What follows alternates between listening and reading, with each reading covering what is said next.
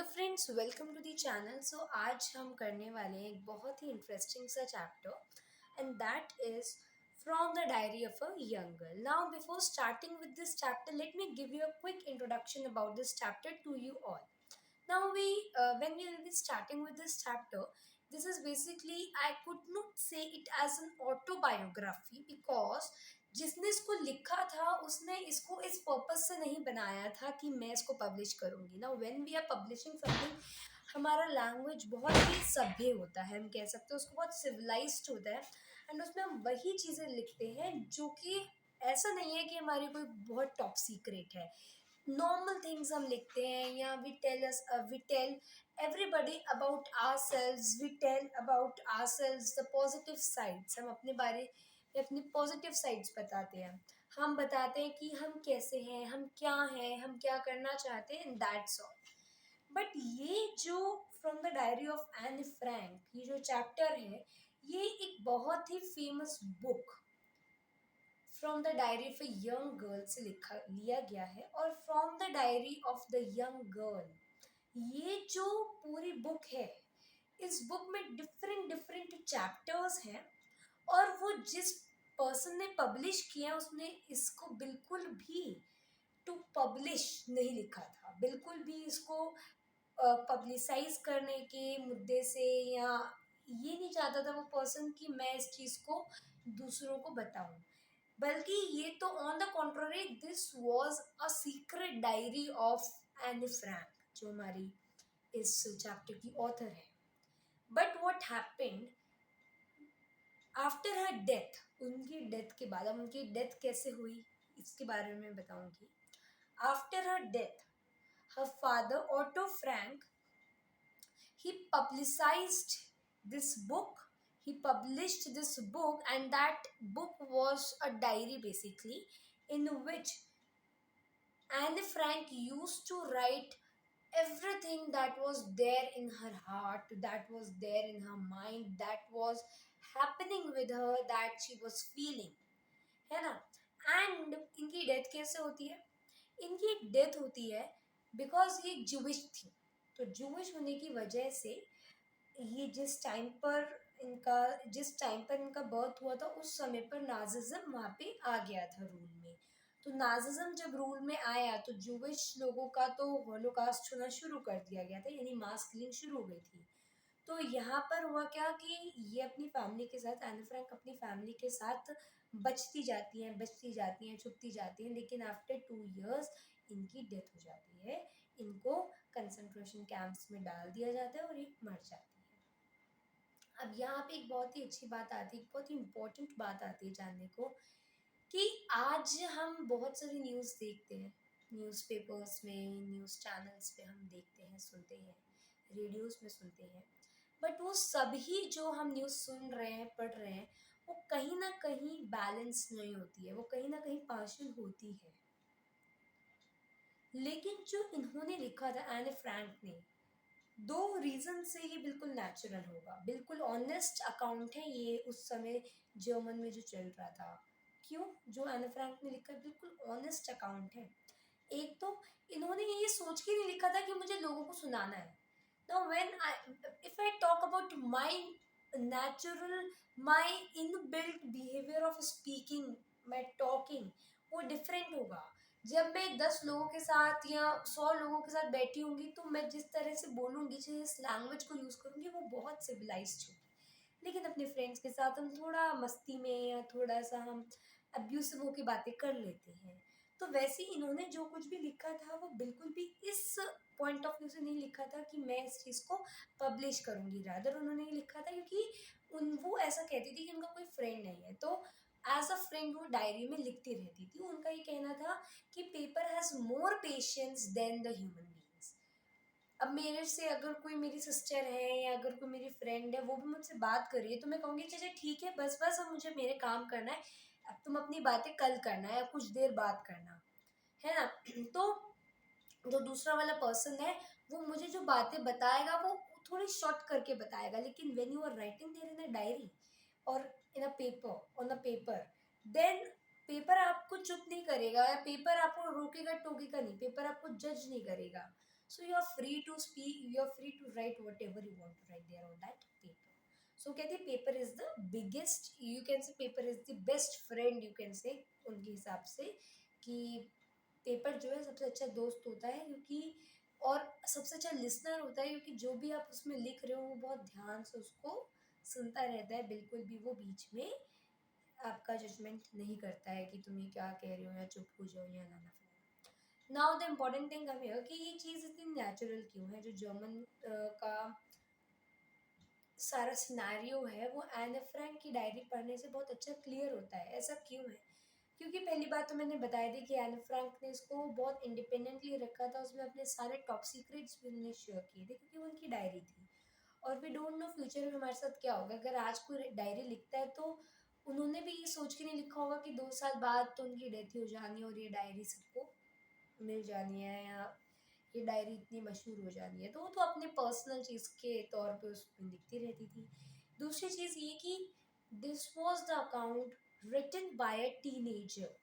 Now at this age आप सबसे ज़्यादा अपना थिंकिंग प्रोसेस कह सकते हो फास्ट होता है आपका। जब हम छोटे हैं, सो वी डोंट, जब हम बहुत छोटे होते हैं, हम जब चाइल्डहुड में होते हैं, we are not very broad with our thinking process. हम जब एडल्टहुड में आ जाते हैं, then we are busy with so many of our works, we are scheduled completely, we are packed.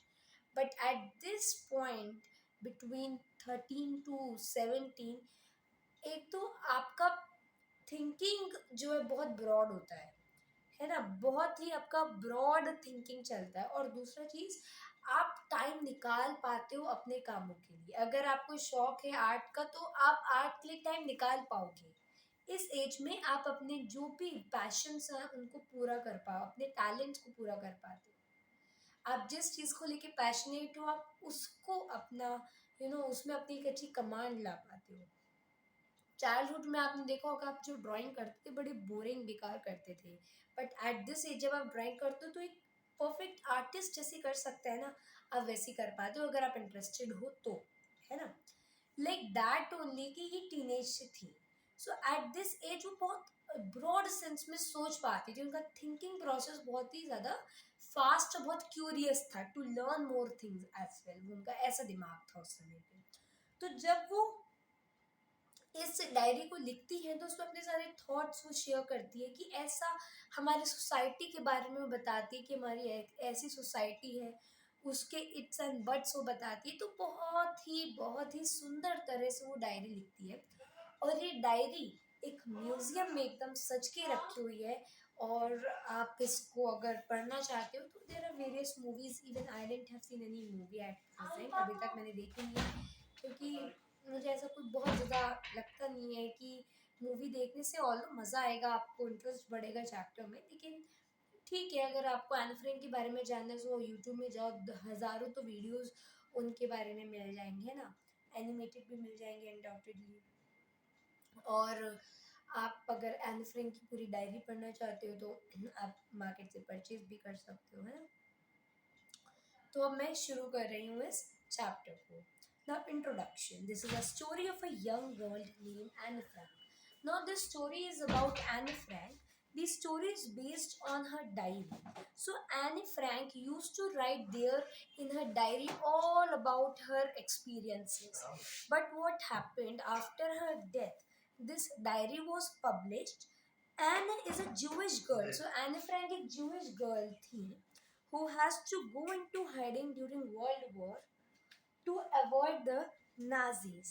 So हुआ क्या था, एन जो थी वो एक जूविश गर्ल थी एंड इनको वर्ल्ड वॉर के समय पर नाजीज से बचने के लिए, क्योंकि नाजीज जो थे वो एक तीखी नज़र से जूविश लोगों को मारना चाहते थे, तो नाजीज से बचने के लिए नाजीज ऐसी पार्टी थी जो जूविश को मारती थी, एक तरह से होलोकास्ट करती थी, मास किलिंग करती थी जूविश की। तो उस समय पे एन फ्रैंक जो कि जूविश फैमिली से बिलोंग करती थी, तो उनको अपनी फैमिली के साथ डिफरेंट डिफरेंट प्लेसेस में जाके छुपना पड़ता था। किससे? नाजीज से, क्योंकि नाजीज लोग क्या करते थे, उन लोग को उठा के कंसंट्रेशन कैंप में बंद कर देते थे। एंड कंसंट्रेशन कैंप एक ऐसी जगह होती थी जहाँ पे पॉइजनस गैसेस इकट्ठी होती थी, एक्यूमुलेट होती थी। उसके अलावा वहाँ पे लोग जो थे एक बहुत कंजस्टेड वे में रहते थे, कंजस्टेड प्लेस में रहते थे। ना बाथरूम्स होते थे, ना रहने के लिए सही जगह होती थी, ना कुकिंग के लिए सही जगह होती थी, है ना। तो इस वजह से बहुत सारी बीमारियां भी वहाँ पे फैलती थी। और एनी फ्रैंक, इवन इनकी मदर और इनकी सिस्टर, ये तीनों लोग की डेथ हो जाती है। तो वो एक डिजीज से होती है, टाइफस। टाइफस इन्फेक्शन जिनको लगता है वो भी वहीं पे लगता है, कंसंट्रेशन कैंप में, और उस डिजीज से उनकी डेथ हो जाती है। She shares her experiences in the story when she is depressed. Now होता क्या है ना कि ये बहुत डिप्रेस्ड रहती है। क्यों डिप्रेस्ड रहती है? अच्छा, now just relate this with what happened with us recently. हम सब लॉकडाउन सिचुएशन में थे, right? And we were in a lockdown situation because of this virus. She was in lockdown situation because of the Nazi rule, because of the Hitler rule, you can say. So that is why what happened was कि वो एकदम room में बंद, घर में बंद अपने थी। एंड वन मोर थिंग, आज हम फ्री हैं, ऑल दो हम बाहर नहीं जा सकते, but we can talk to a friends freely, we can video call, we can do WhatsApp. But उस समय पर ये सब चीज़ें क्या थी, ये सुविधाएं क्या थी, नहीं थी। और अपनी आइडेंटिटी को छुपा के रहना पड़ता था। क्या आप अपनी आइडेंटिटी को छुपा के रहते हो? क्या आप ये कहते हो कि नहीं नहीं corona, I am not this and that, I am that, नहीं नहीं नहीं, कि मैं वो नहीं हूँ, मैं तो कुछ और हूँ, ऐसा कहते हो कोरोना को? नहीं फ्री रहते हो, अपनी आइडेंटिटी को नहीं छुपाते हो, है ना। लेकिन इनको अपनी आइडेंटिटी को छुपा के रहना पड़ता था। इनको अपनी आइडेंटिटी किससे छुपानी पड़ती थी? From the Nazis, right? She shares her experience in the story when she is depressed. This chapter is an excerpt. Excerpt means एक extract है या फिर एक piece है from the diary of a young girl. Okay, by Anne Frank. तो Anne Frank ने ही इस diary को लिखा है। और अब वही जो है इसकी एज यू नो ऑथर है। बट शायद एन फ्रैंक को भी नहीं पता होगा ये कि उनकी डायरी पब्लिश हो चुकी है, क्योंकि उनके जीते जी ये पब्लिश नहीं हुई थी। The author feels that it is strange and unusual for her to write in a diary because it is the first time she is doing it. तो पहली बार वो डायरी में लिख रही हैं। अच्छा, वो डायरी में क्यों लिख रही है उसका रीज़न भी है। She feels that in future no one will read about a young girl's past experiences. तो देखो उस समय जब वो ये सब लिख रही होंगी तो वो फ्यूचर के बारे में बिल्कुल नहीं सोच रही होंगी कि आज हम सब के कोर्स में ये बुक है ना। तो उस समय जब इन्होंने इस बुक को लिखा था, ये डायरी इन्होंने लिखी, तो इनका ये सोचना था कि मैं ये लिख तो रही हूँ, बट जब मैं बड़ी हो जाऊंगी तो ना मैं इसको पढ़ने में इंटरेस्टेड रहूंगी, कौन जानना चाहेगा मेरे पास्ट एक्सपीरियंसेस के बारे में, और ना फ्यूचर में कोई जानने को इंटरेस्टेड रहेगा, right now. But then she puts these thoughts away and decided to write her thoughts. कहते हैं कि डजेंट मैटर, मैं लिखूंगी, क्योंकि उनका कोई फ्रेंड तो था नहीं। अपने थॉट्स को, अपने जो फीलिंग्स है उनको शेयर करने के लिए उनको कोई तो चाहिए था ना, कोई फ्रेंड या कोई भी। तो कहने को तो उनके पास बहुत सारे फ्रेंड थे, बट द फ्रेंड जिसके साथ वो अपनी दिल की बातें बिल्कुल खुल के शेयर कर सके, तो वो उनकी डायरी थी। और उस डायरी का नेम भी था, name of the diary was kitty. The writer feels that paper has more capacity to absorb thoughts rather than people who have low patience level. तो कहती हैं कि मुझे लगता है कि जो डायरी है वो ज़्यादा ढंग से या ज़्यादा मन से हमारी बातें समझ सकती है। डायरी दैट मीन्स पेपर, क्योंकि जो पेपर होता है उसमें ज़्यादा पेशेंस होता है, वो ज़्यादा बातें हमारी सुन सकता है rather than a person, a human being. She has a good time with friends but cannot share everything with them as they are not true friends. दोस्त हैं लेकिन ट्रू फ्रेंड्स नहीं हैं। कहीं ना कहीं उनके मन में दोस्ती के साथ साथ एक परायापन की फीलिंग भी है एन फ्रैंक के लिए। तो वो चाहती हैं कि वो कोई ऐसी चीज़, कोई ऐसी दुनिया में चीज़ हो, कोई ऐसी दुनिया में पर्सन हो, कोई ऐसी दुनिया में उनका फ्रेंड हो जिससे वो अपने चेस्ट ऑफ, दिल खोल के बातें कर सके। तो वो उनकी डायरी है, ऐसा वो बताती हैं। ठीक है, she refers to her father as the most lovable and who presents her the diary on the 13th birthday. तो जब एनी फ्रैंक 13 साल की होती है तो उनके फादर, तो इसको बहुत ही एडोरेबल फादर कहती है, बहुत लवेबल फादर कहती हैं, तो वो उनको ये डायरी प्रेजेंट करते हैं, that means as a gift उनको देते हैं। ऑन जून 20 1942, अब जून 20 1942 की ये बात है। She mention she mentions her how class is nervous about their results. तो अब यहाँ पे वो डिफरेंट चैप्टर्स लिखती थी, एक में वो अपना एक्सीडेंट शेयर कर रही है स्कूल का, या बहुत डिफरेंट चैप्टर्स में वो डिफरेंट एक्सपीरियंसेस को शेयर करती थी। तो ये 20 जून 1942 को उन्होंने डायरी लिखी थी ऑन सैटरडे, और उस दिन वो ये मेंशन करती है कि आज मेरा दिन स्कूल में बहुत ही हमारी क्लास का नर्वस गया। क्यों नर्वस गया? क्योंकि रिजल्ट डिक्लेयर होने वाला था। The author says that the only subject she is unsure about is mathematics. अब यहाँ पे वो दो इम्पोर्टेंट बातें कहती हैं। एक तो वो कहती हैं कि वैसे तो उनकी सभी टीचर्स के साथ अच्छी खासी बनती थी, लेकिन एक मैथ्स के टीचर है की उसके साथ थोड़ी सी ना, कह सकते हैं, अनबन रहती थी या थोड़ी सी बनती नहीं थी। तो वो ये कहती हैं कि teachers are the most unpredictable creatures on this earth. Teachers का हम कुछ भी गारंटी नहीं ले सकते। अगर वो खुश हैं तो वो आपको नंबर अच्छे देंगी, according to Anne Frank and her classmate. अगर वो दुखी है तो वो आपको बुरे नंबर देंगी। तो ऐसा किसका कहना था? एनी फ्रैंक का। सो the author says that the only subject she is unsure about is mathematics. She and her friends Jane are trying to stop the students from making noise, but no one avail. अब यहाँ पे ना जो proper incident है वो आपकी book में है, क्योंकि ये नोट की फॉर्म में है, तो यहाँ पे हमको वो प्रॉपर चीज़ नहीं बता रखी। सो यहाँ पे आपकी बुक में जो प्रॉपर लाइन था वो ये था। हम्म, वो ये लाइन थी कि जेन इनके एक फ्रेंड है, और ये जेन एंड एन फ्रैंक, ये दोनों जहाँ बैठे हैं उसके पीछे दो बच्चे हैं, सीएन एंड जैक्स। क्या नाम है? सी एन और जैक्स। सी एन और जैक्स ये कहाँ बैठे हैं? जीएन और एन फ्रैंक के पीछे बैठे हैं। और ये क्या कह रहे हैं? ये डिस्कशन चल रहा है इन दोनों के बीच में, एक बेट लग रही है सी एन एंड जैक के बीच में कि ना मैं तो फेल हूँगा, तू तो पास ही होगा। फिर जैक कहता है कि नहीं नहीं, मैं तो फेल हूँगा, तू पास होगा। तो यहाँ पे एक बेट चल रही है कि अगर मैं पास होता हूँ तो जो मेरी समर हॉलीडे पे मैंने कलेक्शन किया है या जो मेरी पॉकेट मनी है वो मैं तेरे को दे दूंगा, और अगर तू फेल होता है तो तू मुझको वो दे देगा। यानी जो हारेगा वो अपनी जो समर हॉलीडेज में कलेक्शन किया है या पॉकेट मनी कलेक्ट किया है उसको दूसरे फ्रेंड को अपने दे देगा। तो अब यहाँ पे जो जीएन है, यानी एन फ्रैंक की दोस्त, तो दोनों ही जो बच्चियां हैं ये रोक रही हैं अपने पीछे जो बच्चे लड़ाई कर रहे हैं उनको। She and her she and GN are trying to stop students from making noise. तो जीएन और एनी फ्रैंक की रोक रहे हैं बच्चों को कि भाई आवाज मत करो, but no one avail, that means no one is responding to them. According to the author, about the quarter of the class should not pass as they do not participate in any activities. तो वो अपनी class के बच्चों को dummies कहती हैं। Book में ये वर्ड मेंशन्ड है, डमीज। तो यहाँ पे वो कहती हैं डमी कौन होता है? बुद्धू बच्चे जो किसी भी एक्टिविटी में पार्टिसिपेशन लेना पसंद नहीं करते हैं।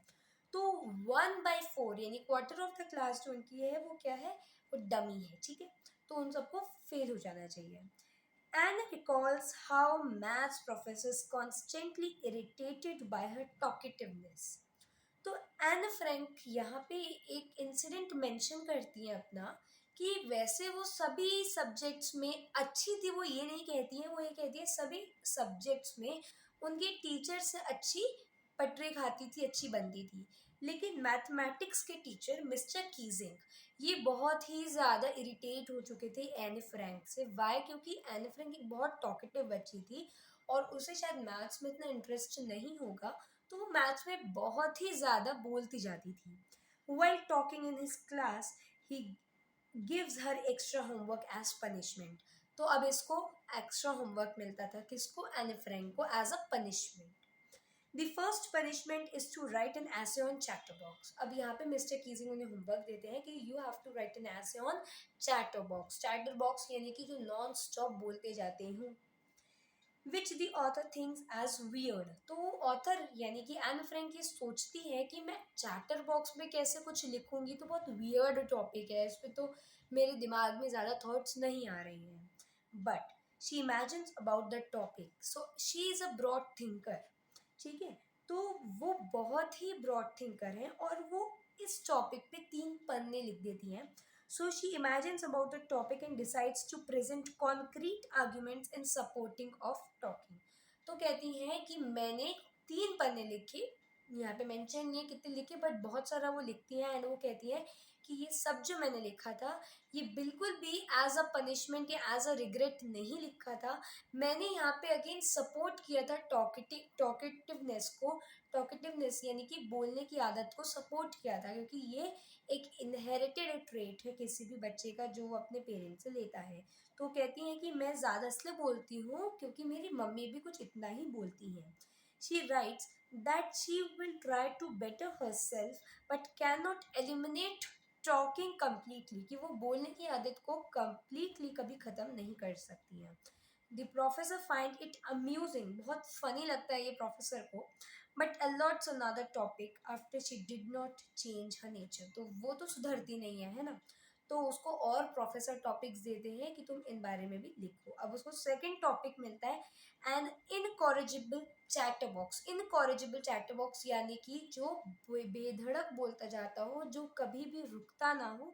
तो नॉन स्टॉप चैटर बॉक्स उनको अब टॉपिक मिलता है, which refers to habit that is difficult to change. एक ऐसी रिजिड आदत है ये उनकी कि वो बोलती ही रहेंगी चाहे कोई कितना भी समझा ले. After keeping an eye on her, the professor gives her another topic, quack quack quack, said Mistress Chatterbox as a punishment. अब ये जो थर्ड उनको टॉपिक मिलता है वो उसमें क्या कहती है कि quack quack quack said mistress chatterbox. तो यहाँ पे ये जो टॉपिक है ये बहुत फनी, बहुत जोकिंग टॉपिक है. कैसे? क्योंकि वो यहाँ पे जो कहना चाहते हैं मिस्टर किसी, वो ये है कि तुम एक चैटर बॉक्स हो जो हर समय क्वैक क्वैक क्वैक क्वैक करती रहती है. ठीक है. तो अब वो इस पर एक पोएम लिखती है अपनी फ्रेंड की हेल्प से. तो उनकी फ्रेंड का नाम है सैनी, आई थिंक. क्या नाम था, मैं तो खुद ही भूल गई. उनकी फ्रेंड का नेम है सैनी है. ठीक है. तो सैनी की हेल्प से वो एक अच्छी सी पोएम लिखती है. ठीक है. और वो पोएम जो लिखती है उसकी तो प्रॉपर लाइंस नहीं मेंशन्ड है, बट यहाँ पे वो पोएम में क्या नटशेल में लिख देती है वो बता देती है यहाँ पे. She decides to write the third topic in form of a poem and writes a satire, and luckily the professor takes it lightly. क्या लिखती है वो मैं आपको यहाँ पे बताती हूँ जो लिखा हुआ है. वो लिखती है कि it was about a mother duck. एक मदर डक है, उनके 3 स्वान्स, उनकी मदर डक है, उनके 3 बच्चे हैं और एक फादर स्वान है. तो मदर डक है और फादर स्वान है. इनके 3 डकलिंग्स हैं जो हर समय क्वाक क्वाक क्वाक करते रहते हैं. और एक बार फादर स्वान को गुस्सा आ जाता है और वो अपने तीनों ही डकलिंग्स को खा जाते हैं. तो ये एक इनहेरिटेड ट्रेट है किसी भी डकलिंग का क्वैक क्वैक करना. और इस चीज़ के लिए अगर कोई उन्हें मार डालता है तो वो इंसान बेवकूफ़ है. और सही समझ जाते हैं यहाँ पे मिस्टर कीजिंग. उसके बाद उनको कोई दूसरा लेटर नहीं मिलता है लिखने के लिए. Right? Is it something very good? Now, conclusion from Diary of Anne Frank. In the story from Diary of Anne Frank, we can conclude that young students need to talk and feel joyous in order to stay mentally fit. अपने दिल की बातों को खोल के बोलो, chest of. ठीक है. यानी कि दिल को खोल के बोलना चाहिए हमें, क्योंकि इस एज में, at this age, you have so many thoughts, you have so many ideas. You should share them because this would increase your thinking capacity as well. And मन की जो बात है वो भी आपके दिमाग से मतलब निकलती जाएंगी. आप अंदर से हल्का फील करोगे बिकॉज एक क्लाउड की तरह दिमाग में हमारे बातें रहती हैं. इससे अच्छा है कि हम उन सबको बस्ट आउट करें, निकालें और हल्का फील करें. Isn't it? Annie is feeling about diary and writes her diary. She feels that doing so is a strange experience for one like her. It is so because she has not written anything earlier. Secondly, no one would be interested in reading something written by her as she is small girl. तो वो कहती है कि मैं एक छोटी बच्ची हूँ, मैं लिख रही हूँ, बट कौन पढ़ेगा इसको, कोई वैल्यू नहीं करेगा इसकी, है ना. तो वो ऐसा सोचती है. ठीक है. अभी यहाँ पे now when she writes a diary, one day Anne felt a bit depressed. एक बार Anne बहुत depressed feel कर रही होती है. She felt that papers had more patience than the people. So she was wondering whether to stay in और go out. बाहर वो जा नहीं सकती थी तो वो सोच रही थी मैं क्या करूँ, है ना. से चलते चलते अंदर रूम के सोच रही थी बाहर जाऊँ अंदर जाऊँ, बट वो बाहर जा नहीं सकती थी. So finally she stayed in and thought.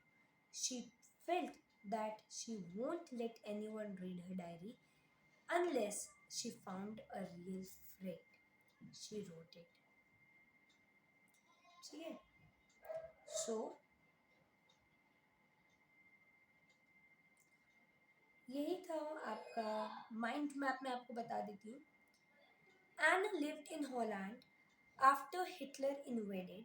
They lived in hiding from for many years to survive. तो एन फ्रैंक कहाँ रहती थी? हॉलैंड में रहती थी. कब? जब हिटलर आ गया था. So they lived in hiding for many years, for 2 years, है ना, to survive. Her father and mother and her sister, uh, her father and mother left her and her sister to grandma. इनकी grandma बीमार थी तो ये Anne Frank और इनकी sister अपनी ग्रैंड माँ के साथ रहती हैं. ग्रैंड माँ की इनके 1 साल में डेथ हो जाती है. फिर ये अपने सब शिफ्ट हो जाते हैं अपने हॉलैंड में. She was gifted a diary on 13th birthday और उसका नेम होता है kitty. And it became her best friend in her loneliness.